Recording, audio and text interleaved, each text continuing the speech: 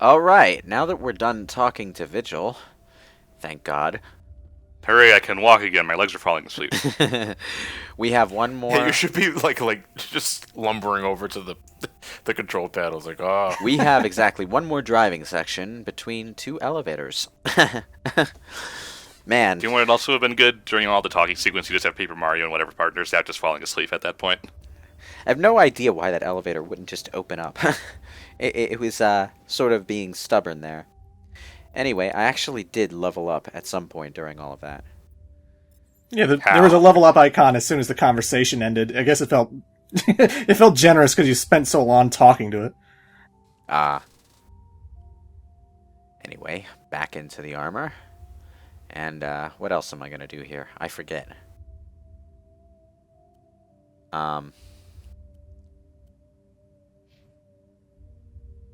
Hold on a Sure. moment. How can you have a percentage of a shot before something overheats? Basically, that would be the amount of meter that fills up every time you fire. Oh, okay. The thing about sniper rifles is that they overheat very, very quickly. So their effective ammo count is very low. You can't rapid fire them. You have to be precise. But even then, as you get to the end of the game, your heat capacity does get pretty okay with them. But with your handguns by the end of the game, you can get your handgun to such a point where you can constantly fire with it non-stop, and it will never overheat. You could stand there for an hour firing at the wall as fast as you can, and it would never overheat. Literally infinite ammo. But I don't have a headband on. Yeah. Unfortunately, none of that really matters from this point on, because the only major battle that we're going to have to go through, I mean, there are some tough mooks if you're on insanity mode, but the only major battle is the final boss, and the final boss has fucking sabotage, which basically, when you're hit with sabotage, what it does is it freezes your heat meter right at the edge of overheating, so the moment you fire a single bullet, you overheat. So basically, when you get hit with sabotage, make that goddamn shot count. Hey guys, look! I could be Spider-Man with the car! Yeah! Good old Skyrim physics. Sweet trick, man. brah. Shepard, no. Shepard, give me the wheel! Woo! Shepard, you literally just drove into a rock. And it was an awesome rock. You can justify what's going on right now with two people fighting over the wheel. I want to man. listen to country. No, we're listening to the classic rock station. Ah, man. Do we get satellite radio on this planet? Anyway, this last driving sequence is really linear, but it's also not very long. You have a few groups of enemies that you need to kill along the way, but nothing in here really requires the cannon that I forgot existed during this playthrough, so thank God for that. I mean, there's a lot of foot soldiers here. Who decided it was a good idea to leave foot soldiers in the path that I'd have to drive through on my tank? It's not like Saren didn't know I had a tank. I dropped it on his fucking head at the beginning of the mission. Super smart robot people. No, Saren's not a robot person. He's a Turian. He should know better. Super smart Turian person. I mean, he left like one Geth Colossus. Is that how you answer a tank? One Geth You are Colossus. stopping to fight them. You are stopping. He's getting away. No, he's not. He's already away. Well, there you go. I guess insert King of Rohan here. Just, is this it? I'm just wondering what Saren thought his Geth were going to do with assault rifles and fucking metal cover barriers against a tank. Like, I'm not even using my big gun here, although I'm really regretting it. Like, That's how you haven't been using your big gun at all. it's like I'm just like eating my words right now because this Geth Colossus has way too much goddamn health. How would anyone lose a war with these idiots? Ask the Quarians; they're the geniuses who managed it.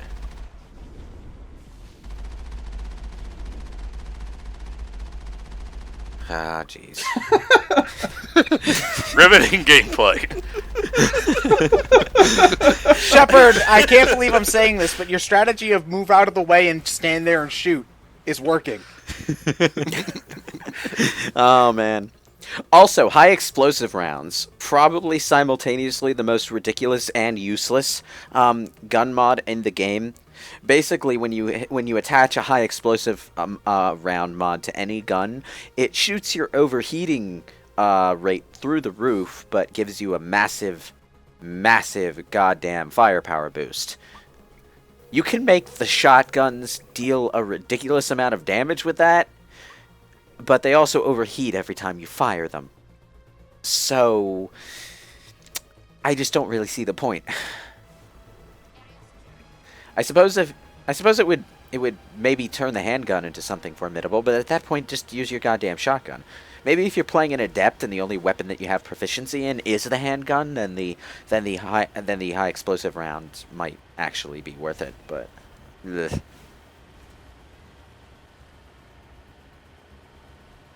Welp. And to your left, you can see Lightning and company coming back from the other way. This does look like a Final Fantasy 13 area, now that I'm thinking about it. Yeah. I was gonna say planet, but that game doesn't have space travel, so... Well, I mean, it kind of does. I'm actually reminded more of the Warhog escape sequence from Halo 1. Yeah, it's somewhat like... You know what? It's funny that you bring up Halo, because the next section we're going to play is called the Battle of the Citadel. And there's one of those in the Halo series. And Keith David's in both series. Oh my Conspiracy, god. I say. Theory. Woo! Do do do do do do. Do do do do do. Need to get some fucking Blaster Master music on this bitch. Ugh. Jesus Christ. Damn it. Yeah, but unfortunately, this tank can't run on the ceiling, John. No. Well, no, it was just driving on the walls. That game is getting a sequel. I never thought I lived to see the Wouldn't day it where be a Blaster Master shame gets a if sequel. after all of this we were done in by a goddamn speed bump? Anyway, this is the end of the driving section. No. Oh god, there it is. Oh, There's the conduit. I'm gonna miss this car. I love it. I love it so much. I'll say goodbye now because this is the last we're going to see of it. Once this section happens and this cutscene occurs, we have a time limit until the conduit closes and we can't follow Saren. Meanwhile, keep in mind the Normandy was around Ilos. This part makes no sense, but by the time we get there, the Normandy is also going to be back at the Citadel. Which I didn't think was possible. Like, wouldn't they have had to fly some distance manually, maybe? You'd think. Well, I mean, there was enough time for you to boink your romance partner on the trip over. So what do they? What was it, just a quickie? So do they let the Reapers out then? No. Sovereign is going to need to attach himself manually to the Citadel in order to activate the relay. But in order to make that happen, Saren needed to infiltrate the Citadel via the conduit, along with his Geth army. So he was using this thing to get into the Citadel. Okay. Yeah. Oh, god damn it. The physics are going to screw me over. I've got 23 seconds left. Come on. Ugh. Da, da, da, da, da, da, da, da. Now, here's a funny thing. No matter what you do, you're always going to be just about out of goddamn shields by the time you get here. And I never actually see myself getting hit while I'm apparently getting hit. I don't get it. I guess it's automatic health drain during that section. So did the tank beam with us, or? Yeah. Well, we were inside the tank, so... Unfortunately, the place the relay monument was around is outside the Citadel Tower, and there's really no room for the tank here. But at least the tank gets to take down a couple more geth before it says goodbye forever. Woo, yeah, monster truck jam! Oh, now it decides to topple over. Okay, tank, whatever. All right. It had to land on top of the driver's side door, Shepard. too. It was only a matter of time, Shepard. It was only a matter of time. But it got back up normally every other time I did it. Anyway, yeah. We killed most of the enemies in our crash landing. So It's convenient that a first aid kit just happened to land straight outside of the Mako. Yeah, that is convenient, actually. I'm not sure why. Hello, give us a hug. Hi, Avina. So, what's up with the station? Wow, severe malfunctions. That's an interesting way to put it. So how's the tourism going today? Give me a rundown of the damage. We have lost all primary power to the level. Dude, you should look at me when I'm talking to you. All right? Rude. Are burning in sectors 2, 3, 6, and 7. Civilian casualties are high. They really need to, patch this out. Vina, I'm over here. You know, given some of the earlier shit that we've seen in this playthrough, I can't tell if this is the game legitimately fucking with me or is it just messing No, up. this is on purpose. But they seriously need to patch Avina to get to, smooth that bug out, because she might seriously scare one of the tourists one of these days. Oh shit, it's stuck on Halloween I mode. think Ubisoft was just in charge of running her today. Yeah, she just needs to be floating dentures and eyeballs. I'd love her to be doing random dances. Yeah. Oh, that was close. That was half of the monkey. I'm just waiting for her to scream, "I need scissors 61!"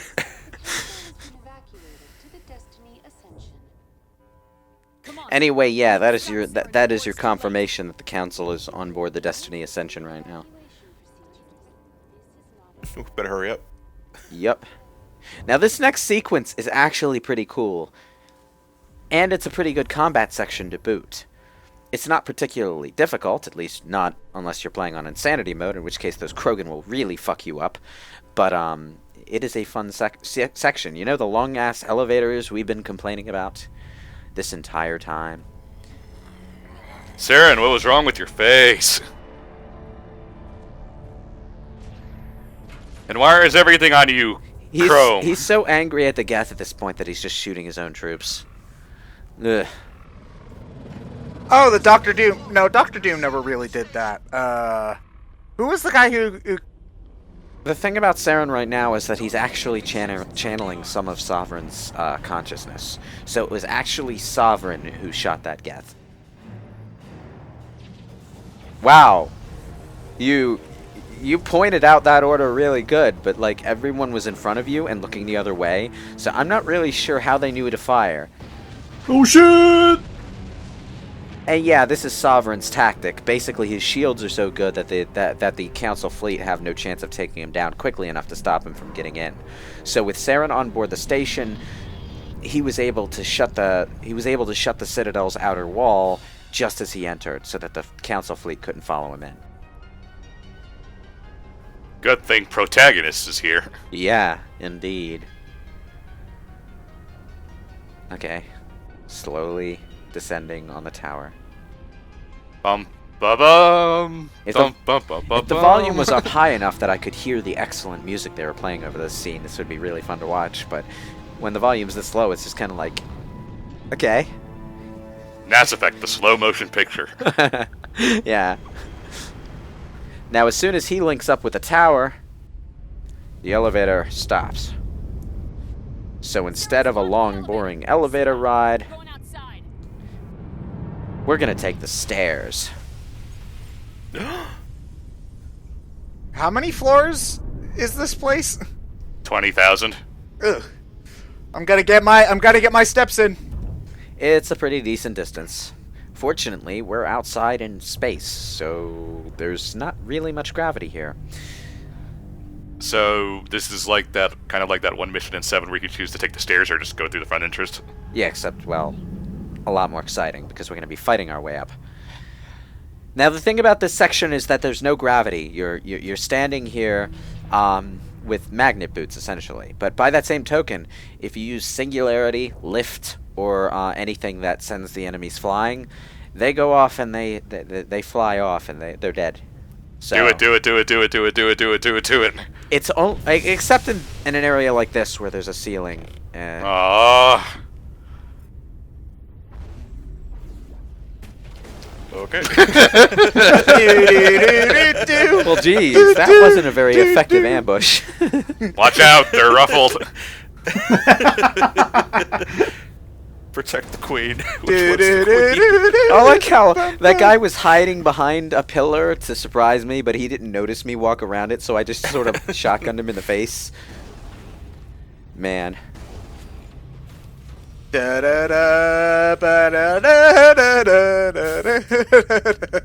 I love how that guy exploded and then his gun disappeared out of thin air. Well, he won't be needed anymore. Yeah, but I wanted it. That's a free gun, man. Lift. I don't know why I'm not lifting. Don't What? say you bring up that hilarious looking image and you don't do it in the game. Woo! Yay! Bye. And off the gut goes. Off the gut goes into oblivion.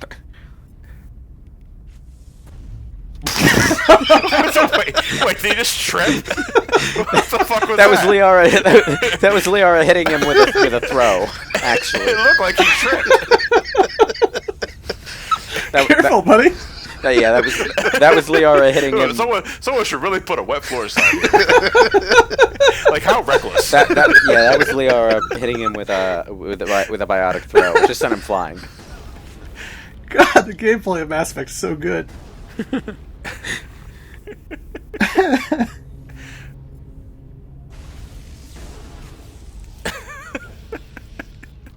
You know, in hindsight, I really should be hiding behind cement. This is my special invention. I'm an amateur gunsmith, Gordon Ramsay, and I'm serving up for you today a sniper shotgun, and it's going to be delicious. Try it. Did I make Master Chef this year? And he makes a tweet about it, and it's like nothing like a sniper rifle. Yes, this is very nice, but I ordered a crossbow. But I ordered something edible. An automatic crossbow, even. I like how all these enemies still give you money, and there's no way to spend it after this point.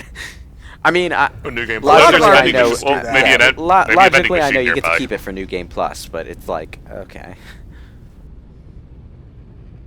Like, a lot of RPGs even give you experience and money on the final boss, which is just like, okay. It's actually something funny in Dragon Quest. A lot of the time, you can tell when they're trying to fake you out with the final boss because the boss will give you money or experience points. It's just like, okay, now I know that there's more game to come because the game is always really good about not giving you EXP on the final boss. So if they do give you some, then you know that you're not done playing just yet. Yeah. Or sometimes when they really, really want to fake you out, they won't give you EXP on that boss, and then you'll still keep on playing anyway. So they kind of mess with you a little bit. You can never really count on that with Final Fantasy VIII, though, because Final Fantasy VIII, for whatever reason, never gives you experience points for bosses. Well, neither does 9, but it gives you AP. Yeah. And it's like, okay, you want to play a low-level run? Okay, so we just won't give you experience points on the bosses. Anyway, this section can be a bit hectic, because there's a geth dropship that you need to take down. Couldn't you just lift the ship? No. Yeah, stasis the ship. But if you want to take it down really, really fast, there are some turrets around the area, some defense turrets. You don't need to fire the turrets, you just need to walk up to them and activate them, and they will automatically fire on the geth dropship. It is, however, a wide open area, so, you know, keep an eye out for enemies and enemies coming at you from all angles. No chest high walls. No. They look less like they're getting shot at and more like they're kneeling from food poisoning. Oh god, this ain't sitting well. Bam! I actually hit something with carnage for a change. I mean, it had the same effect on it that it probably would have had if I had shot it with my regular gun. But, you know, it's nice to actually hit something with it. Woo.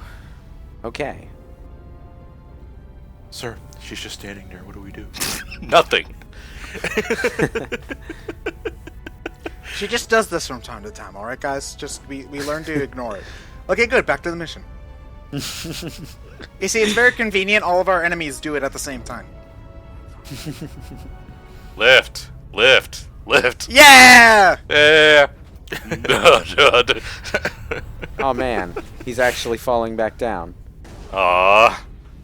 Yeah, I don't think the Krogan can be flown off, because I remember having the most trouble with them in Insanity mode, and I just wanted to fly them off, but I couldn't.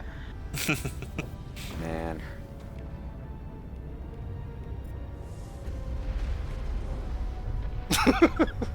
The throw effect does have a moon jump effect, though.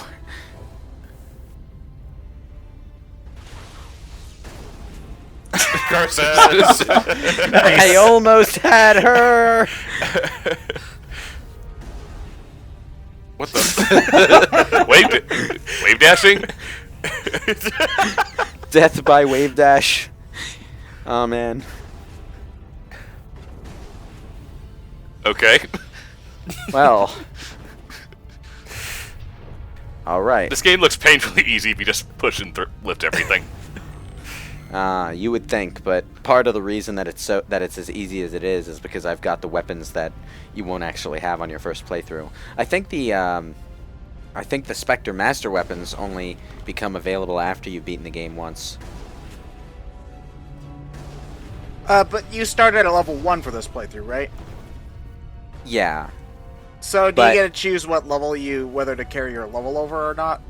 Then That'll happen if you do a new game plus, but you still get certain bonuses based on what achievements you've gotten in previous playthroughs. Yeah, the game keeps track whether you've beaten the game already.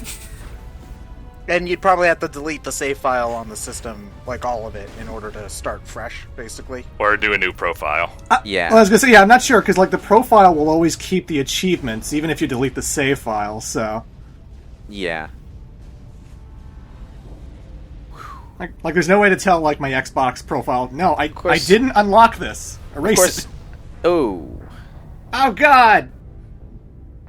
And the Reapers. Well, the swarm into universe is galaxy screwed. and- yeah. Well, the galaxy is screwed. Oh man. Temporarily screwed until the next cycle.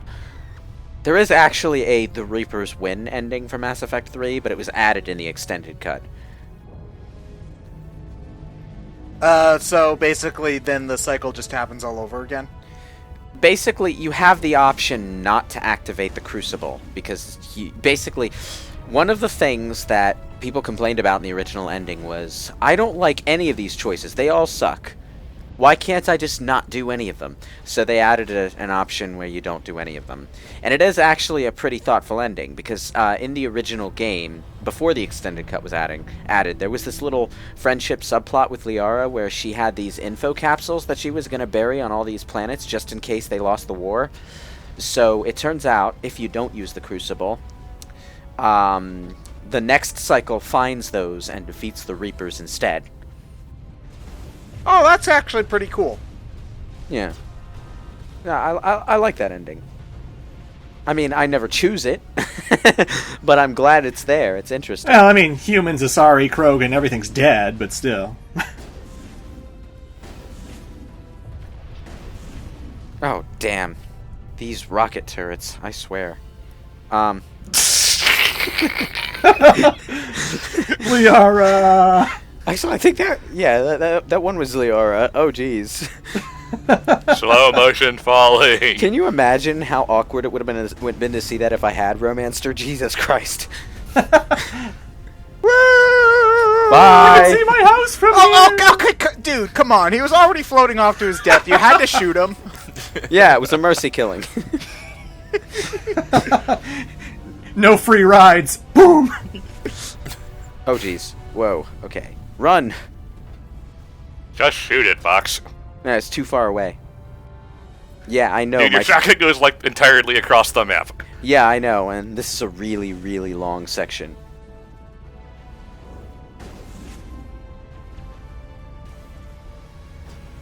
Ugh. And yeah, to climb up those parts, you actually do need a mount prompt from the game. So you can't climb on top of those things, unfortunately.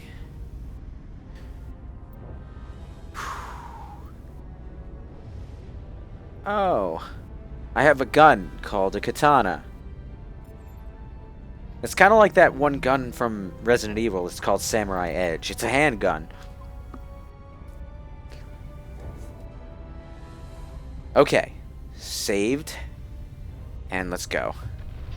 I didn't want to die again. That's the only reason I saved. Like I Are we didn't want there to go through yet? that whole section again. Are we there yet? You're getting there. Clearly, in order to get there faster, I must stasis myself. I'm